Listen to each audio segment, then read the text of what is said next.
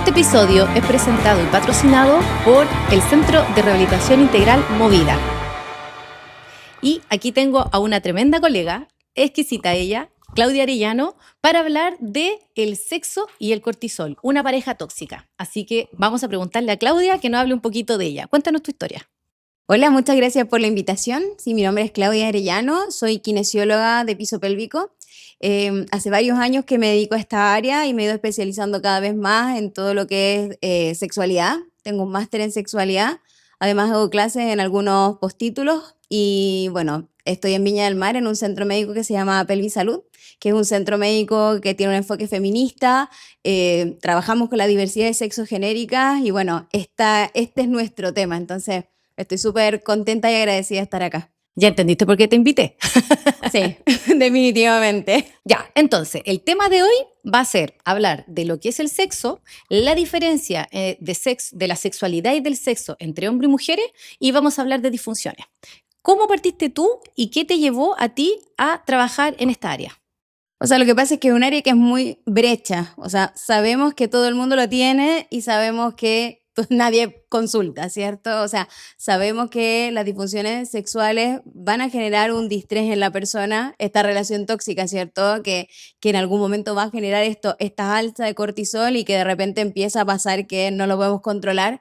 Entonces yo veía que yo me empecé a dedicar a suelo pélvico y que de repente me preguntaban temas que muchas veces no podía abordar o que no podía manejar porque no sabía simplemente. Entonces ahí empezó esta búsqueda y se abre un mundo de posibilidades de tratamiento, de abordaje.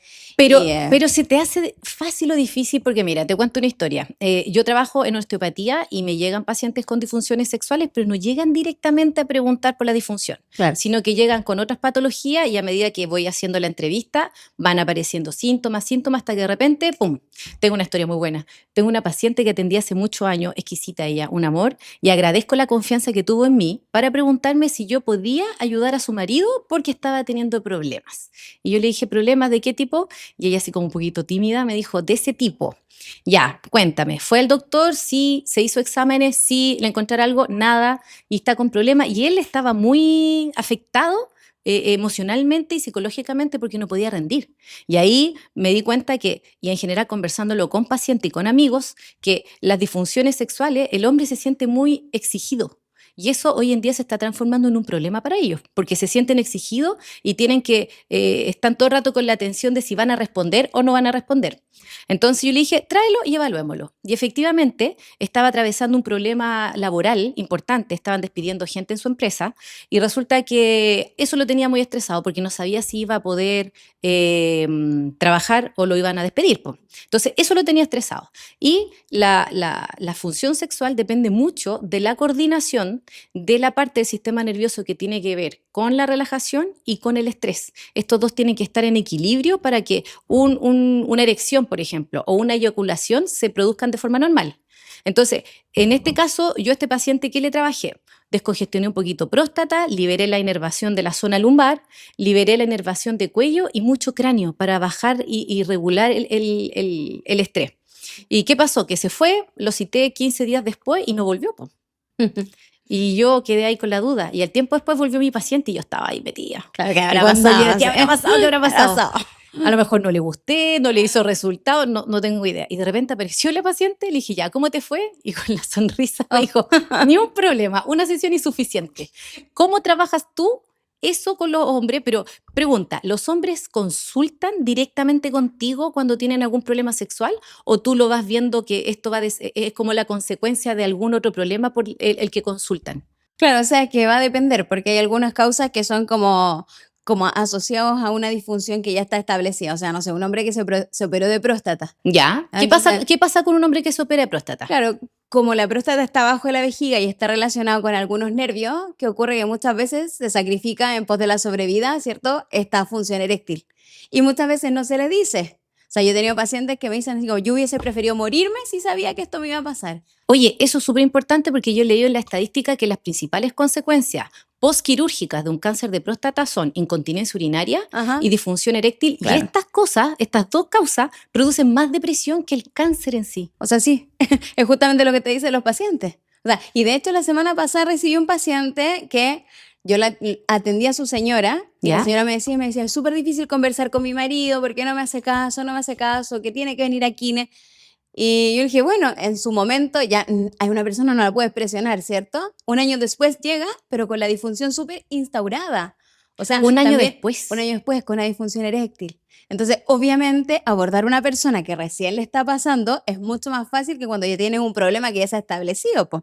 Entonces, claro, ahí entrar Entonces, a educar. primer consejo, consultar a la primera, que empiecen los problemas. De todas maneras, hacerle caso a la señora. ¿Ya?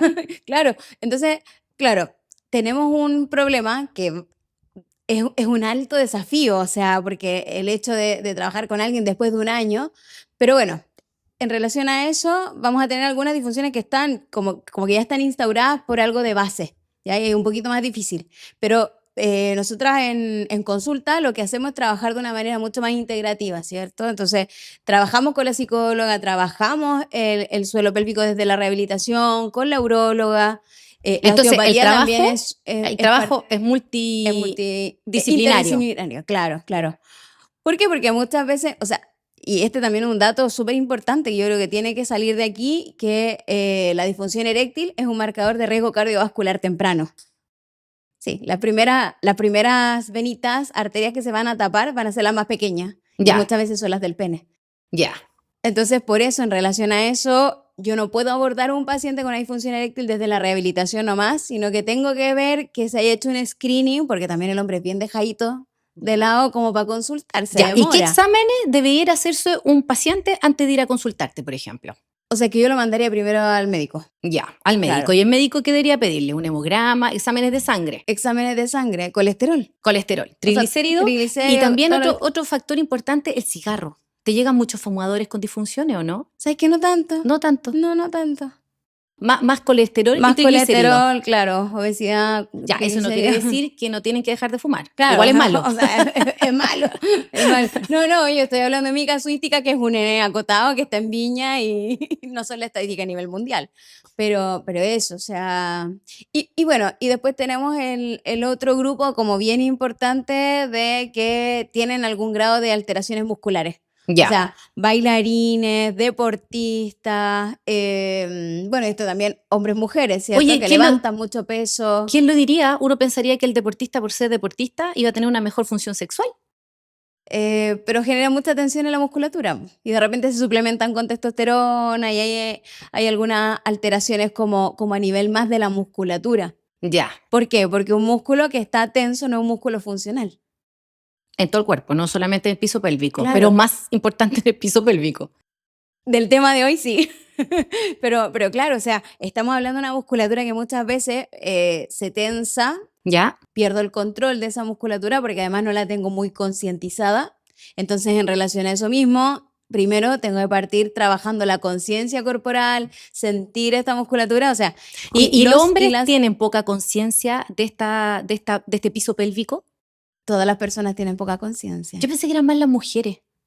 Pensé que las mujeres tenían menos conciencia de su piso pélvico. No, ¿No? no, porque, o sea, para nosotras es un poco constante que te dicen así como después del parto ten cuidado porque puedes tener incontinencia. Y hacer o que ejercicio. Claro, estás conectada con tus genitales. En cambio, el hombre como que no.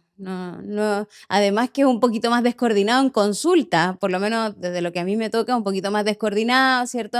La mujer Pero como ¿a que qué se te mueve. refieres como descoordinado? ¿Como que el hombre no llega por eso, llega por otra cosa contigo? ¿O llegan contigo ya sabiendo de la disfunción que tú los puedes ayudar porque los derivan? ¿Cómo consulta un paciente contigo, un hombre? O sea que Porque en mi caso a mí me llegan por lo general, o me los trae la señora, o el paciente llega por una cosa, no sé, por un lumbago y encuentro que hay un problema en piso pélvico. En tu caso, ¿cómo es? O sea, que bien parecido, po. Ya. Cuando, por eso también es brecha hablar de sexualidad, po. No es algo que se hace mucha difusión. Entonces, viene el paciente, siempre me acuerdo de un paciente hospitalario, ¿ya? Periodista, chico, súper chico, 20 y tantos años, se había caído. Y de altura, con una Ya. fractura de pelvis así como horrible, ¿Ya? y lo habían rehabilitado de trauma, po. Entonces partieron haciéndolo caminar, lo hicieron como todo lo que era el fortalecimiento de las piernas, ¿cierto? Y pasaba siempre por el pasillo de medicina física y yo así como veía nomás, pues era como Un paciente más. Un paciente más, pero lo veía pasar constantemente porque había tenido un accidente grande. Y un día me preguntan así como, oye, ¿y este paciente lo he visto por piso pélvico? No. Y podría ser, ¿cierto? O sea, una fractura fea de pelvis. Y le digo, bueno, ya evaluemos. Y tenía las tres cosas. O sea, incontinencia urinaria, tenía disfunción defecatoria y además función sexual. Y no se había quejado. Porque ¿a quién le preguntan? O sea, muchas veces pasa eso. O sea, que llegan porque vieron algún post en redes sociales, que eso es como algo que está cada vez aumentando más. Entonces hay más información y también hay más desinformación en redes sociales. Bueno, porque sí, también. aparece de todo. Aparece todo, definitivamente.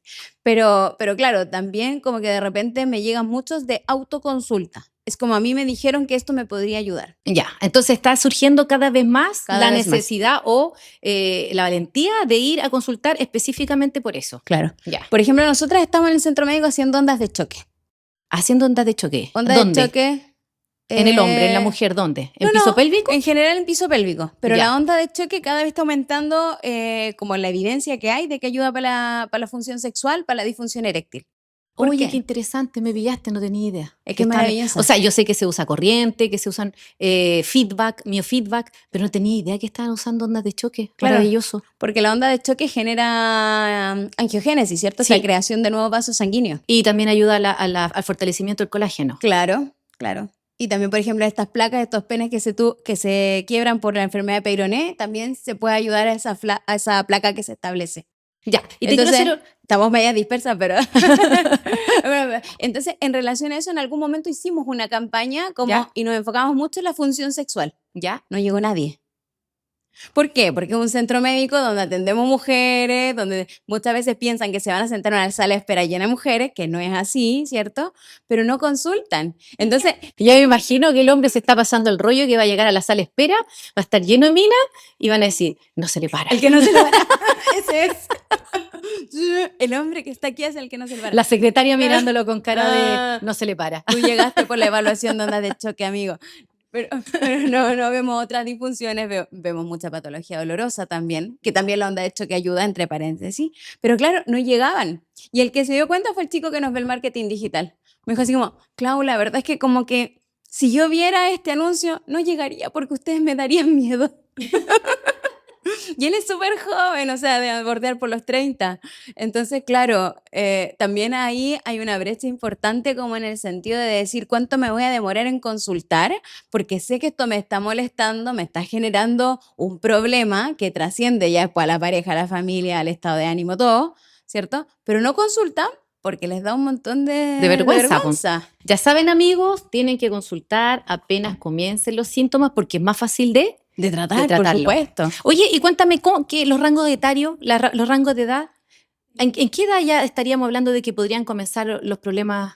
Porque a mí, personalmente, a terapia no me llegan directamente. Y cuando los descubro, son pacientes siempre que son sobre 45, 50 años. ¿Tú desde qué edad estás atendiendo? Sacando un poco los eventos traumáticos como este chiquillo que se fracturó la pelvis, que era algo totalmente esperable.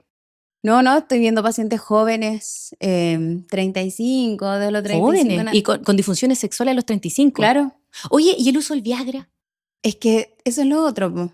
Porque Está como- en mis tiempos el Viagra se usaba, era como para los viejos, así, cuando yo era más joven. Ahora yo me doy cuenta que ya a los 45, 50 años se está usando. Pero es que antes. he visto estadística que está diciendo que el Viagra se está usando desde antes. O sea, a los 30, 35 años ya están usando Viagra.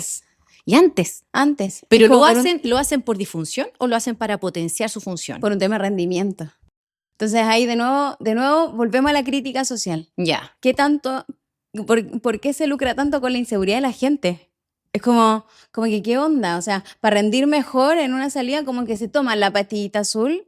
Entonces, claro, a la larga va a seguir dependiendo de un fármaco que cuando empiezan a pasar los años ya obviamente no va a ser el mismo efecto, porque hay cambios anatómicos, fisiológicos, vasculares, ¿cierto? Neurológicos. Y se van adaptando al medicamento.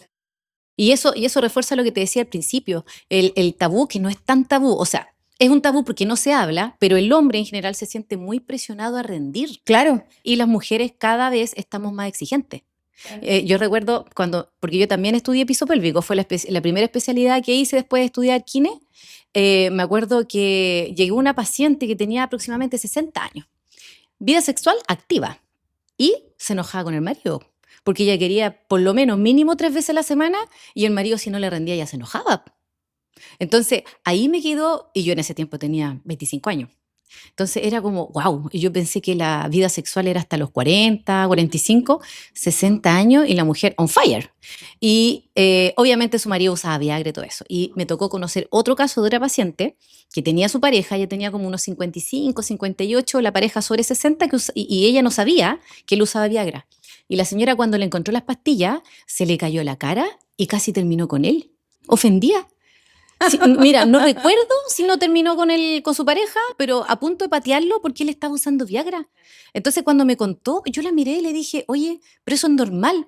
¿Pero cómo va a ser normal? Me dijo, es normal, porque la función sexual va a disminuir, depende mucho en el hombre de la testosterona, y la testosterona después de los 40, 45 años empieza a disminuir en un 1% al año. Ahora, si le sumamos a esto colesterol alto, triglicérido alto, bueno, si fuma o no fuma, y cómo está su nivel de cortisol, el cortisol, la hormona del estrés, Claro. de cómo está el estrés, la función se va a alterar. Y ver y escuchar ahora chicos de 35 años que tienen disfunciones que están asociadas principalmente al estrés.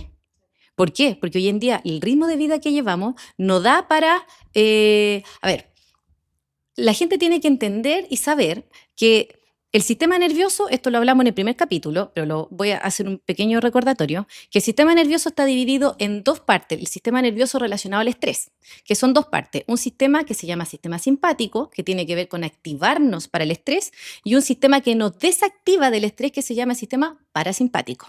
Y resulta que el simpático se activa cuando estamos estresados y básicamente el cuerpo entra en modo alerta para sobrevivir. Entonces, yo estoy preocupado de sobrevivir. ¿Qué activa mi estrés?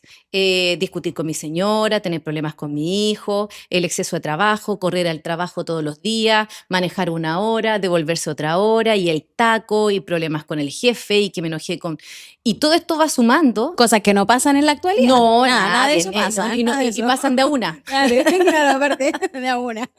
Entonces, se activa el sistema del estrés. El tema es que tener relaciones con una pareja, tener relaciones con la pareja, tiene que ver con el goce y el disfrute. Claro. Y para poder gastar energía en este goce, en este disfrute, el sistema del estrés tiene que estar apagado.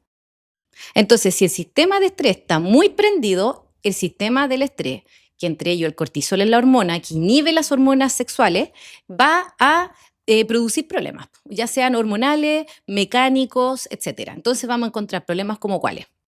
Disfunción eréctil, que vendrían siendo eyaculación precoz, problemas de erección, ¿qué más? O sea, disfunción eréctil es como la parte más que está como más dormido, por decirlo de alguna manera, ¿cierto? Porque ya cuando se gatilla y esto se prende, ¿cierto? Vamos a tener esta eyaculación precoz. Sí. Que es como más hacia la exacerbación de ciertas respuestas. Es como esta personalidad como mucho más ansiosa, como que quiere todas las cosas para ayer, ¿cachai? Como... Oye, ¿sabes que yo estaba leyendo un poquito de esto ayer para preparar este episodio y leí la serotonina? Decía que la serotonina, si estaba alta, la eyaculación era más tardía. Y si la serotonina estaba baja, la eyaculación era más rápida. Claro. Entonces, claramente estos chicos con eyaculación precoz deben tener problemas con la serotonina. Y la serotonina, la hormona de la felicidad, tiene que ver con este sistema simpático y parasimpático en equilibrio. O sea, y también en relación a eso mismo, ¿qué especie va a buscar aparearse si es que está en un momento estresante? O sea, porque tenemos que ir a esa base. O sea, claro, después le ponemos la connotación cultural, emocional, que yo me relaciono con mi pareja, me vinculo, la amo y todo, ¿cierto? O a lo mejor no, estoy buscando un momento de placer, da lo mismo, pero ningún sistema va a buscar aparearse en un momento en que está así como con toda la hormona. En modo supervivencia. Claro, modo supervivencia. O sea, peleo, ¿cierto? O arranco, o sea, obvio. No voy a buscar este momento placentero, como más hacia de tranquilidad, de relajación. Claro. Y yo también lo que le explicaba a mis pacientes es que siempre el sistema simpático, que es el sistema del estrés, cuando se prende, se apaga el parasimpático. Y cuando se prende el parasimpático, que es el de la relajación, se apaga el simpático.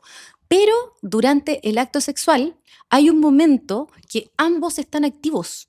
Y eso es importante que la gente lo sepa, porque si hay problemas de manejo del estrés, estos sistemas van a estar desregulados. Y si están desregulados, van a haber problemas. Y básicamente en la eyaculación, se tiene que activar el simpático y también se activa el parasimpático. Es como uno de los pocos momentos, por no decir que el único, donde se activan ambos.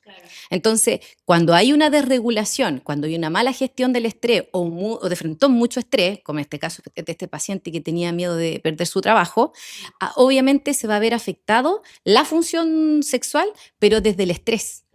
Entonces, se podría decir que podríamos dividir o clasificar estas disfunciones entre más orgánicas, psicológicas. ¿Qué manejas tú al respecto? O sea que la verdad que hay un montón como de clasificaciones distintas en relación a eso mismo, ¿cierto? Ya. Pero como Pero que, las que más ves tú en clínica. orgánicas y funcionales, pues. Claro. Y bueno, y en relación a eso mismo, que quedé súper pegada, perdón, como para dejar a los hombres un rato tranquilos, pasa lo mismo con el orgasmo femenino, po. O sea, igual muchas mujeres preguntan por esta anorgasmia o por esta incapacidad de llegar al orgasmo y tiene que ver justamente con eso, con este mismo sistema que no se regula y con eso tampoco como de poder soltar mucho. O sea, como que quiero controlar, como que estoy todo el rato ahí como con esta sensación de querer tener todo bajo control y muchas veces no se puede y tampoco como que deja ir esta sensación orgásmica. Mira, yo también converso mucho con mis pacientes y les trato de hacer ver también la diferencia que hay entre el orgasmo femenino o la relación o el acto sexual entre el hombre y la mujer, porque el hombre es más visual y es más táctil. En cambio, la mujer es más de contexto, de una narrativa. Entonces, si el hombre o la mujer no tienen claro esto, y esto es súper importante, porque la forma de que una mujer aborda al hombre para tener relaciones no es la misma, o no debiera ser la misma, que la forma que la mujer tiene para abordar un hombre. Entonces, como el hombre es más visual y táctil y la mujer es más de narrativa y de contexto de cariño, el hombre necesita más estímulo visual. Entonces, señora, si usted quiere con su marido, vístase sexy. Y la mujer es más auditiva. Entonces, caballero, si usted quiere con su señora, engrúpala todo el día. Eso es la clave. Y eso la gente no lo sabe. Entonces, muchas veces las mujeres, mis pacientes se quejan de que el hombre es como, ¿cómo se dice? ¿Dos cucharadas a la papa? Y no hay como no hay una atmósfera. Los hombres tienen que entender que, oye, está bueno este tema para otro podcast, ¿ya? Enseñarle cómo tienen que abordar a sus parejas. Y en el fondo es una llamadita, una invitación a salir, un mensaje, algo subido de tono, como ir preparando el ambiente durante el día para llegar a la noche. Eso es lo importante para la mujer. En cambio, para el hombre es más importante la parte visual, la parte más física. ¿Por qué? Porque nuestro cerebro funciona distinto y porque nuestras hormonas son distintas. Entonces, ahí entendí por qué la mujer se maquilla y el hombre miente. No. Dentro de las disfunciones de las mujeres, ¿qué es lo que más ves tú? Mira, en relación a eso, a mí me gusta mucho una charla TED que aparece por ahí de Nerea de Ugarte. Y ¿Ya cuánto se llama? Nerea de Ugarte. Nerea de Ugarte, ¿ya? Con ella hice el postítulo de sexualidad y habla de que el deseo no nace, el deseo se hace. Entonces eso tiene que ver en relación a la curva de respuesta sexual, porque tú lo que dices sí, pero algunas mujeres sí responden así. O sea, hay mujeres que pueden ir 2 cucharadas a la papa. El tema es que te tenés que encontrar con una pareja que sea tu match.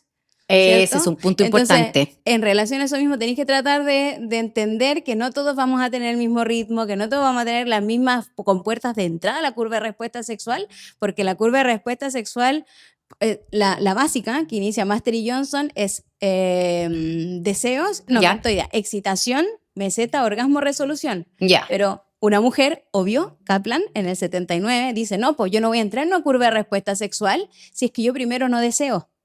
Entonces, lo que va a tener una respuesta física es desde la excitación. La excitación la podemos evidenciar en el cuerpo, pero el deseo no.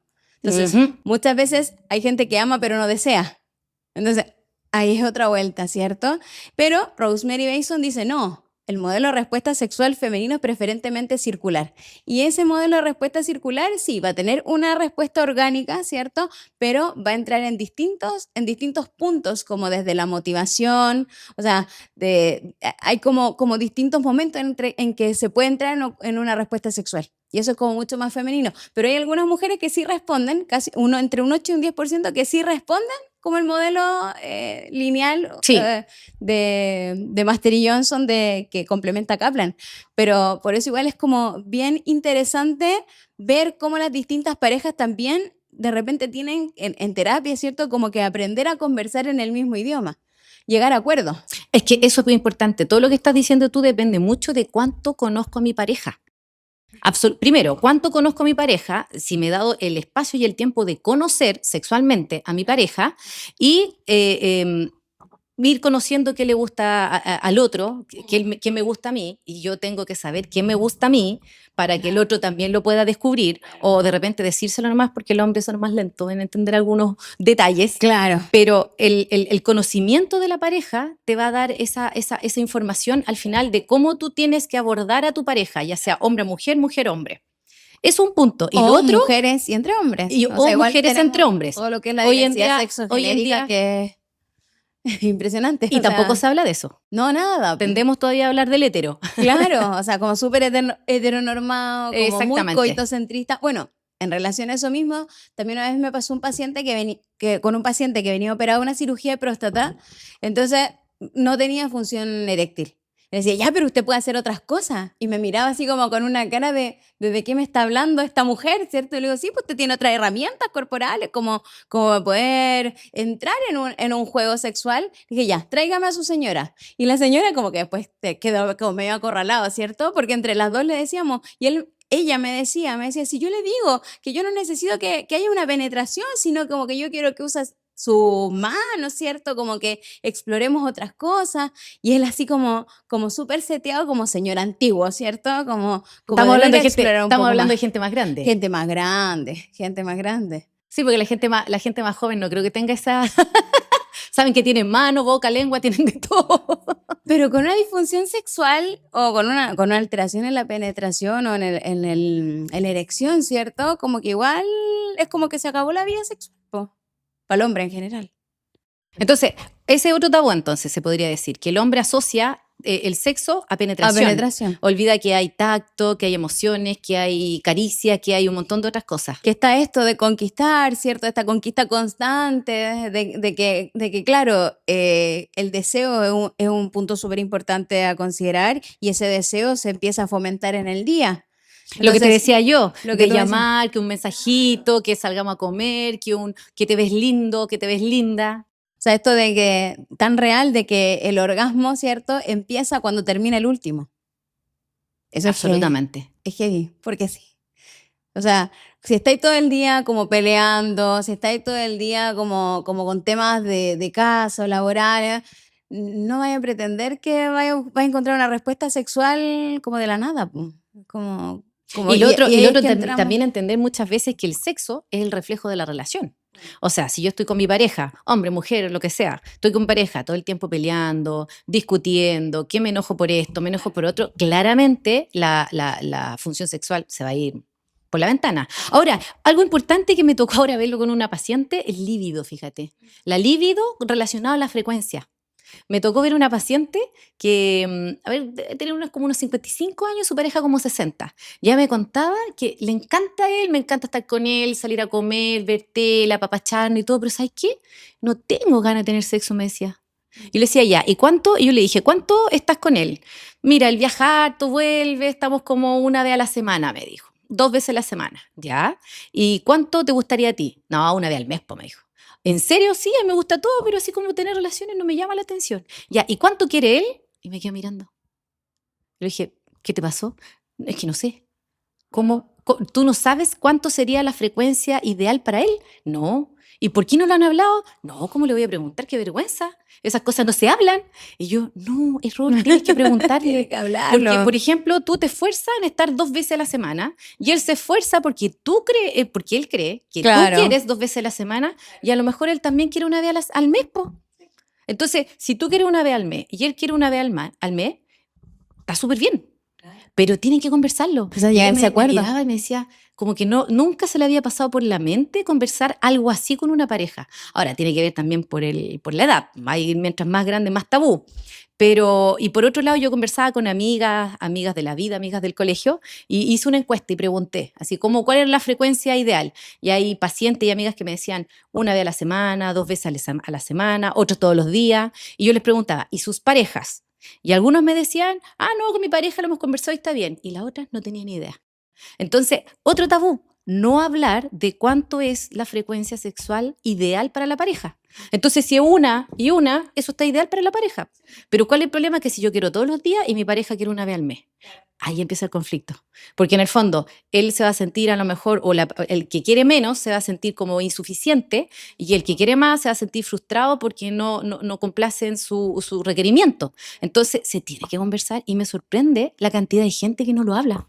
¿A ti te ha tocado ver con respecto a eso en tus Sí, pacientes? po. O sea, sí, porque te preguntan eso, te preguntan ya, ¿y cuánto es la frecuencia como normal? Es que esa frecuencia normal no existe, po. Es un acuerdo. Y además que también tampoco nos podemos quedar en algo tan rígido. ¿Sí? Yo creo que tenemos que flexibilizarnos, tenemos que salir de esto tan cuadrado, ¿cierto? ¿Por qué? Porque también hay etapas en las cuales las parejas y las personas van cambiando. O sea, obviamente en el posparto no vaya a pretender, ¿cierto? Tener una vida sexual igual que antes de No, y en embarazarte el o antes... posparto la mujer lo que más tiene es prolactina y la prolactina inhibe el deseo sexual.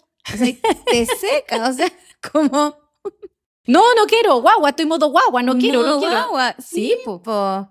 Entonces ahí también obviamente hay que buscar un espacio donde se logre encontrar un momento sexual, que no necesariamente es sexo, que no necesariamente es penetración, que no necesariamente es un encuentro como coital, por decirlo de alguna manera. ¿Por qué? Porque, bueno, y ahí también está la brecha en relación a los profesionales que nos dedicamos a esto, ¿cierto? Porque de repente la mujer tuvo a su bebé y la mandaron para la casa y ya listo, vida normal. ¿Qué es vida normal con una guagua, cierto? Que es algo completamente nuevo, que tenéis que resignificar a lo que eres tú como persona, a lo que eres tú como pareja, a lo que eres tú como familia, ¿cierto? Entonces, muchas veces ni siquiera le sugieren un lubricante, que es algo básico. Porque la sequedad vaginal es normal amamantando. ¿Por qué? Porque hay un desorden hormonal, mucha prolactina, baja dopamina, porque la dopamina ayuda mucho a la lubricación y al deseo sexual. Entonces, es importante que la gente sepa esto, que consulte, que lo converse y también entender que lo que dijiste tú es fundamental, las distintas etapas. Porque, por ejemplo, cuando empieza el despertar sexual, que me preocupa un poquito que sea en edades tan tempranas actualmente, está como en los 12 años, yo encuentro terrible. O sea, los caros no tienen idea dónde tienen el poto, pero ya están pensando en sexo. Claramente entre los 20 y los 30 hay mayor frecuencia, a lo mejor, pero como son más inexpertos, menor calidad. Después de los 30 se supone que debería estabilizarse entre la calidad y la cantidad, aunque los cabros están tan estresados que yo veo ahí que la función sexual cada vez como de los 20 a los 30 está como bajando. Y sobre los 40 como que hay un redespertar sexual por parte de la mujer sobre todo, se le vuelven locas las hormonas, después de los 50 empieza a bajar, etcétera. Pero yo creo que la gran prueba de amor son los hijos.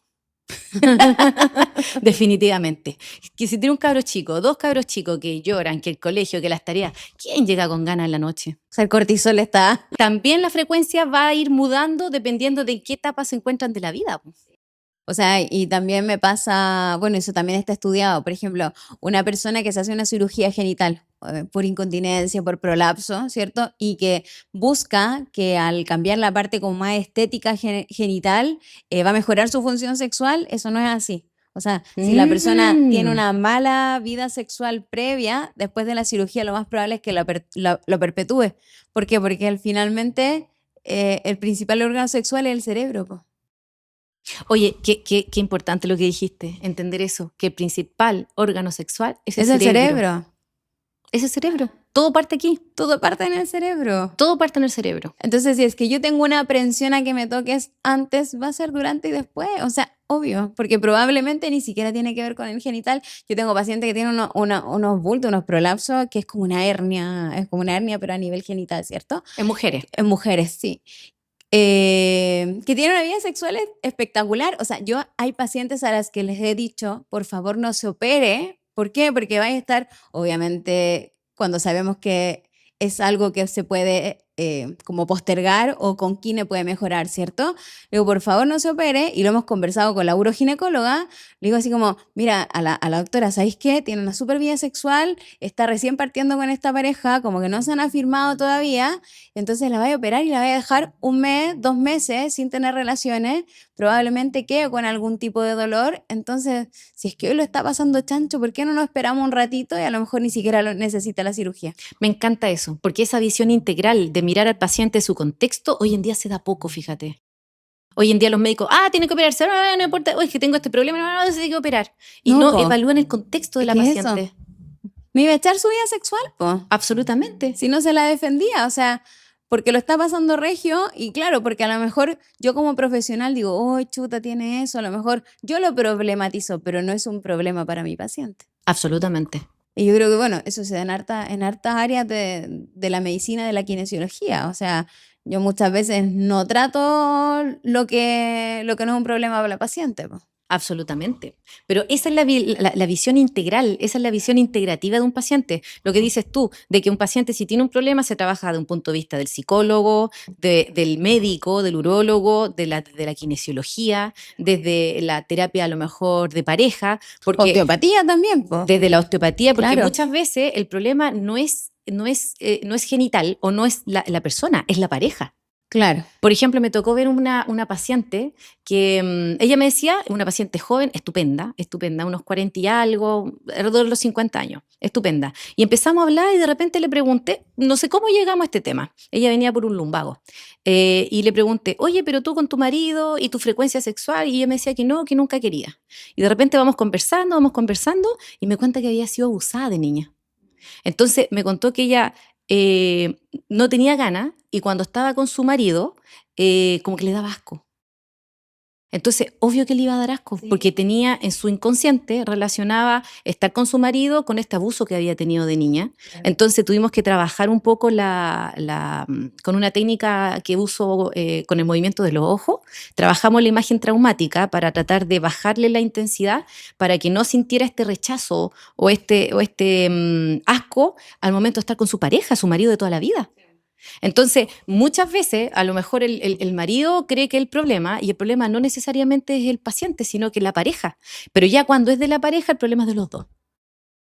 De nuevo la comunicación. Muchas veces no No se se conversa, habla, no no se se habla. conversa. Sí. Entonces, me sorprendió cuántas mujeres, y la estadística que dice, de cuántas mujeres han sido violadas o abusadas o tuvieron algún evento traumático sexual en la infancia, y cómo eso también puede marcar ciertas conductas que pueden ser de extremo incluso. O sea, yo he visto mujeres muy sexuales y mujeres que no quieren tener relaciones en base a un trauma. El trauma muchas veces va a producir problemas de un punto de vista psicológico en las pacientes que va a repercutir a nivel físico. Porque a mí me han llegado, por ejemplo, muchas pacientes con vaginismo y ellas primero no tienen idea de lo que es el vaginismo y segundo, no saben o no relacionan el vaginismo a estos traumas.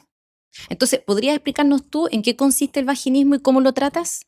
Sí, bueno, yo creo que acá el abordaje multidisciplinar e interdisciplinar es fundamental. Como lo hablamos al principio. Como lo hablamos al principio. El vaginismo en sí, a mí no me gusta el concepto de vaginismo. Ya lo hemos tratado de erradicar porque muchas veces es una etiqueta muy potente para nuestras mujeres. ¿Ya? Pero en sí, como definición, el vaginismo es una contracción involuntaria de la musculatura del suelo pélvico que no permite penetración. ¿Ya? Hay distintos niveles, distintos grados, pero a nosotros nos gusta hablar más bien como de un aumento de la tensión de la musculatura que, claro, se aloja en este trauma. Entonces, en el fondo tendríamos un piso pélvico muy apretado, musculatura muy apretada, tensa, claro. que produciría dolor en el acto sexual. No posibilidad de penetración. No solo el dolor, el No, dolor es la el dolor es dispareunia. dispareunia, claro. Ya, la dispareunia es el dolor, que no es normal, obviamente, y cuando no se puede producir la penetración, hablamos de vaginismo. Vaginismo, ¿Y claro. por qué nombre lo quieren cambiar? ¿Hay algún otro nombre que reemplace el concepto del vaginismo? No, lo que pasa es que hablamos de que es un hipertono. Entonces hablan de hipertono muscular del piso pélvico. Claro, Excelente. Sí, es como una contractura muscular del suelo pélvico porque finalmente es que se generan puntos miofaciales, puntos gatillo por este rechazo, ¿cierto? O sea, por este bloqueo. Para que decirlo de vayamos alguna manera. entendiendo, puntos gatillo y puntos miofasciales es porque la musculatura del piso pélvico es como cualquier músculo del cuerpo que se puede desgarrar, que se puede romper, que duele, que se puede contracturar, que tiene cicatrices cuando hay embarazos con episiotomía. Entonces, como cualquier músculo del cuerpo, se puede trabajar con kinesiología, se puede trabajar con ejercicio y hay que aprender tanto a apretar como relajar, ¿cierto? Ya, entonces, ¿qué disfunciones o qué síntomas tienen que presentar los pacientes para ir a consultar? Wow. Desde el punto de vista masculino, ¿Ya? Bueno, en general, cualquier dolor pélvico, para que no se cronifique, ¿Ya? disfunción eréctil, eyaculación precoz, ¿Ya? incontinencias. Incontinencia. Anal, ¿cierto? Fecal, urinaria, vejiga dolorosa también nos llega mucho. Las vejigas ¿ya? hiperactivas. Vejiga hiperactiva, o estas pacientes que te dicen, estos pacientes que dicen, me duele orinar, ¿cierto? También. Descartando previamente que sea una infección urinaria. Por supuesto. Por supuesto. Sí, y en las eso el mujeres. médico. También todo lo que tenga que ver con aumento de la tensión de la musculatura del suelo pélvico, ¿cierto? Estas mujeres o hombres también que les cuesta sentarse porque les duele, ¿Ya? dispareunia, o sea, dolor en la relación sexual, vaginismo, incontinencia, prolapso, anorgasmia, ¿ya? Hay un montón de disfunciones, pero claro, por ahí... Esas son como va. las más frecuentes. Las más frecuentes. Es más que nada para que la gente sepa qué cosas podrían indicarle que es momento de consultar contigo o conmigo para tratar estas disfunciones. Estas disfunciones, Exactamente, así es. ya. Así es. Y ahora también me ha quedado más o menos claro los tabús que tenemos que derribar, y no solamente con respecto a hombres o mujeres, también tabús generacionales. Sí, entonces entender que no, a mí me quedó pero grabadísimo en la mente, el cerebro es el primer órgano sexual, o sea, increíble, y entenderlo. Entender también que la función sexual, tanto psicológica como física en el hombre, es distinta a la mujer, por lo tanto las formas de abordaje son distintas. Tú decías que hay... patrones que se seguían históricamente y que ahora esos patrones se están rompiendo, pero que en el fondo hay que consultar. ¿Qué más podrías agregar tú con respecto a esto de los tabús que tenemos que romper? En relación a los tabús, bueno, yo creo que hay que conversar, ¿cierto? Yo creo que lo principal es salir un poco de la heteronorma, o sea, empezar a visibilizar todo lo que es la diversidad sexogenérica, entender que nos han tratado de meter en un molde y ese molde no existe. O sea, si queremos entrar en un molde, vamos a entrar a presión. Lo ideal es que cada persona pueda tener su vivencia sexual desde lo que siente, desde lo que es, desde cómo se percibe. Y también eso, el llamado no solamente a las personas, sino que también a que los profesionales sepamos abordar a las distintas personas que nos pueden preguntar. Muchas veces, y ahí también hay un estudio súper interesante de que si yo hago alguna alusión con alguna chapita o algo en mi consulta de que recibo y que puedo atender a diversidad sexogenérica, eso les da también una sensación de alivio y pueden consultar, ¿ya? Para mí eso es fundamental. Creo que también el llamado a hacer o a buscar cierta atención dentro de equipos que sean interdisciplinarios para que te puedan ver desde el contexto completo como persona, ¿ya? Yo creo que eso son como las reflexiones finales y en relación a eso mismo, ¿cierto? Todos los tabús que pueden existir los vamos a ir erradicando a la medida que podamos ir educándonos, que podamos ir comunicándonos y que, bueno, se sigan abriendo espacios, que yo te agradezco mucho, estos espacios, ¿cierto? Donde podamos abordar estos temas que muchas veces son difíciles, pero que si los empezamos a conversar, cada vez se hace mucho más simple. Y no te quepa la menor duda que te voy a volver a invitar, porque hay un montón de temas más, del tronco salir un montón de ramas para ir hablando, ir derribando todas estas creencias que nos heredamos y que algunas pueden tener sustento si la persona está complaciente con eso, o definitivamente aquí no encajo, tiene que haber algo más. Ya, amigos, les doy las gracias por habernos escuchado hasta ahora. Los dejo invitados para un siguiente capítulo.